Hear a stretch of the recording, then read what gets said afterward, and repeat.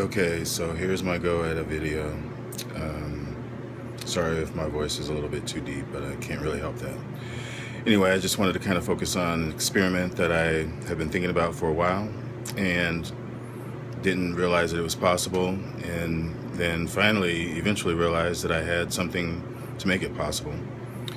So I'll just kind of show you what I'm talking about, if I can.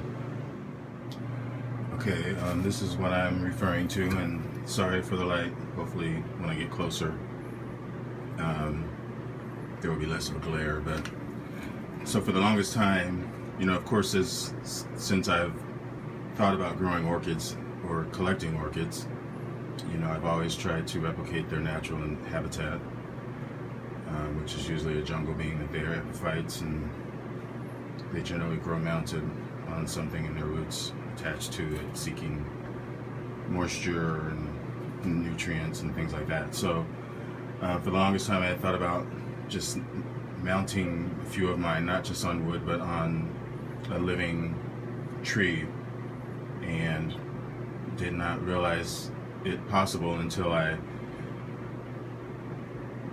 realized that I had this angel's trumpet that is a mature size and was, more than enough size to mount a few miniatures on. So here it goes, and these have been mounted maybe a couple of weeks. This angraecum I actually mounted yesterday, more or less by wrapping their roots, or the base of the plant, their roots, in moist sphagnum, and attaching it to the stem and wrapping the plant around the base at the sphagnum with a pantyhose, because it's very flexible. There are several methods you could use, but this is the one I prefer to use. So actually they all are angrecoms. This one is an aeranthes, a seedling that was kind of suffering in its pot that I decided to plant. This is grandiflora, and this is aerangis hyalloids that actually just stopped blooming. Here are the bloom spikes, and as you can see, its roots are wrapped in sphagnum, and the whole plant is attached to the tree just by simply wrapping it in pantyhose. And this is also an aerangis seedling. It is kotskyana. So specifically the kotskyana, during the winter they prefer it to be on the drier side, but since I am mounting them fresh, I felt like I needed to keep them relatively hydrated.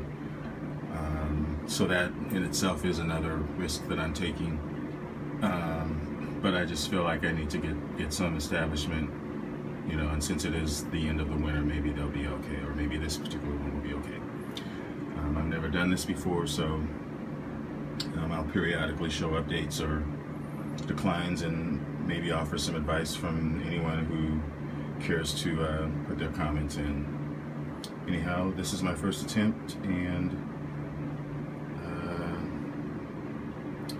hopefully I'll make more. Well, I plan to, at least on these. Anyway, hope you enjoyed, and have a good day.